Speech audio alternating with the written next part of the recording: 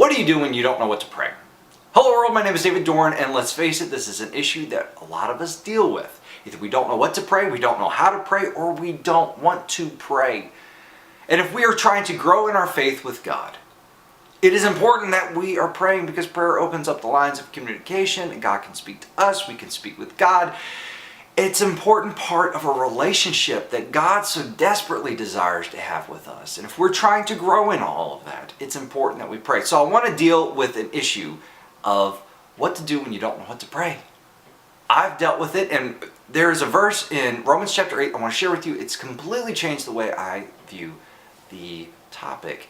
Romans chapter 8 starts in verse 26. Let me read it to you. Likewise, the Spirit helps us in our weaknesses, for we do not know how to pray as we ought. But that very Spirit intercedes with sighs too deep for words.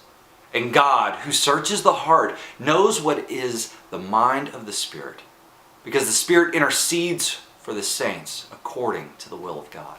It's important to understand that when we place our faith in Jesus, that the Spirit of God rests and abides with us. It comes and is a part of who we are, and that when we don't know what to pray, the Spirit of God is praying for us, interceding on our behalf, because the Spirit knows what we are dealing with. And that is so important, so that when you don't know what to pray, the Spirit of God is praying for you.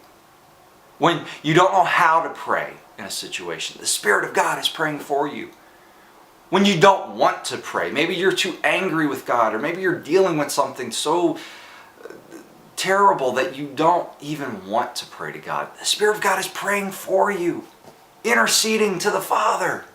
How awesome is that? It kind of takes the pressure off of me when I'm too exhausted or I'm too aggravated. Knowing that the Spirit is already taking my concerns to the Father completely takes the pressure off. Now, does it mean that we should never pray? Absolutely not. It's opening that line of communication. It is developing this relationship. That's important for us to be praying to God, and I fully believe that prayer is not like this big formal thing. It's just speaking what's on your heart to God.